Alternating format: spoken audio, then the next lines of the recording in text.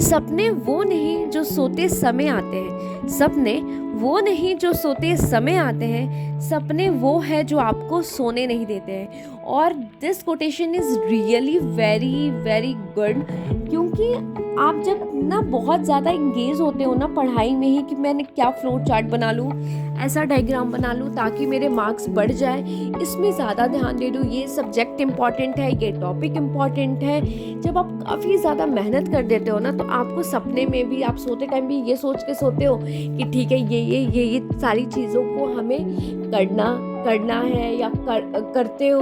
और आपको थोड़ी सी टेंशन होती है कि अच्छा एक काम करेंगे, सुबह 6 बजे उठ के ये चीज़ें कर लेंगे, तो आपको सफल होने में कोई भी नहीं रोक सकता, कोई भी नहीं। तो आज मैं सुबह सुबह 9 बजे लाइब्रेरी आ गई थी और सारे सामान को मैंने ऐसे बाहर रख लिया। उसके बाद मैंने अपना फर्स्ट स्लॉट स्टार्ट किया, जिसमें कि मैंने हिस्ट्री मेंस पढ़ा। मैं रोज़ हिस्ट्री मेंस पढ़ती हूँ, 2 क्लासेस में तो मस्ट देखती ही देखती हूँ। और उसमें क्या करती हूँ ना, मैं थोड़ी सी हाईलाइट कर लेती हूँ। सुबह सुबह मैं एक क्लास ही करती हूँ, तो फर्स्ट स्लॉट में मैं एक ही क्लास करूँगी, क्योंकि क्लासेस काफ़ी ज़्यादा लेंदी होती हैं, 3 आवर्स की क्लास होती हैं। आप अगर कंटिन्यूअस करोगे तो वो बहुत ज़्यादा आपको ग्रैब करने में भी प्रॉब्लम्स होंगी। और मैं ना यहाँ हाईलाइट कर देती हूँ किसी भी कलरफुल पेन से, ताकि मेरे को रिवीजन करने में काफ़ी ज़्यादा आसानी हो। उसके बाद मैंने अपना सेकंड स्लॉट स्टार्ट किया, जिसमें कि मैंने इकोनॉमिक्स पढ़ा। इकोनॉमिक्स भरत सर पढ़ाते हैं और काफ़ी अच्छा पढ़ाते हैं। मेरे को ऐसा लगता है अगर उनसे किसी को नहीं समझ आया ना, फिर इकोनॉमिक्स कोई नहीं समझा सकता। मेरे को खुद इकोनॉमिक्स बिल्कुल अच्छा नहीं लगता था। और इकोनॉमिक्स का ना बहुत ज़्यादा वेटेज है, मेंस के प्रोस्पेक्टिव से भी, प्री के प्रोस्पेक्टिव से भी, बीपीएससी में भी, यूपीएससी में भी काफ़ी अच्छे अमाउंट में और बहुत स्टैटिक्स चीज़ें पूछती है इकोनॉमिक्स में। उसके बाद मेरे को थोड़ी सी भूख लगी थी, आज बना था उत्पम, तो ब्रेकफास्ट करने के बाद मैंने अपना फोर्थ स्लॉट स्टार्ट किया।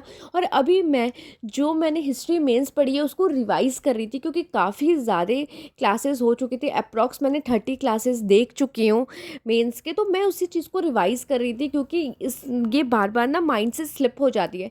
काफ़ी सारी चीज़ें ना मेन से अलग सॉरी, प्री से अलग होती है मेंस में, तो वो सारी चीज़ों को याद करना बहुत ज़्यादा डिफ़िकल्ट होता है, और एक सीक्वेंस में याद करना, क्योंकि आपको आंसर राइटिंग भी करनी होती है। और फिफ्थ स्लॉट में मैं आंसर राइटिंग ही करती हूँ हिस्ट्री का। आंसर राइटिंग ना आप एक दिन में नहीं सीख जाओगे, आपको 6 महीने लगेंगे। ये आप, मैं सही बता रही हूँ, मेरे को नहीं पता था, मैं पर्सनल एक्सपीरियंस से बता रही हूँ। आप अगर 6 महीने आंसर राइटिंग लिखोगे ना, तब आपको जाके कहीं ना कहीं लगेगा हाँ ये मार्क्स है। कि अगर आप बीपीएससी में बैठ रहे हो, 38 मार्क्स का है, तो 30 मार्क्स के अप्रॉक्स आपको उसमें आ जाएंगे। इतनी ज़्यादा डिफिकल्ट है वो। देखने में आसान लगता है कि जो टॉपिक दिया उसका लिख दो, बट जब आप बैठोगे ना आंसर लिखने, वो बहुत ज़्यादा डिफिकल्ट हो जाता है, और बहुत ही ज़्यादा डिफ़िकल्टी आपको फेस करनी पड़ती है। कहाँ डायग्राम बनाए, कहाँ फ्लो चार्ट बनाए, ये सारी चीज़ें आपको 6 महीने के ही प्रैक्टिस में आएगी, 2 महीने में कुछ भी नहीं होगा। फिर मैंने अपना सेकंड स्लॉट स्टार्ट किया और सेकंड लेक्चर देखा था हिस्ट्री मेंस का, और काफ़ी अच्छा था। यहाँ पे वो आईएनसी के बारे में चीज़ों को बता रहे थे। बहुत सारी चीज़ें ऐड ऑन है, जैसा कि मैंने कहा, प्री और मेंस के बीच में। उसके बाद मैंने अपना सेकंड नॉर्मल हिस्ट्री की क्लासेस करी, जो जनरल हिस्ट्री होती है। उसके बाद 7 के अराउंड बज चुका था और मेरी बहन आ रही थी मेरे को पिक करने, तो बाय बाय।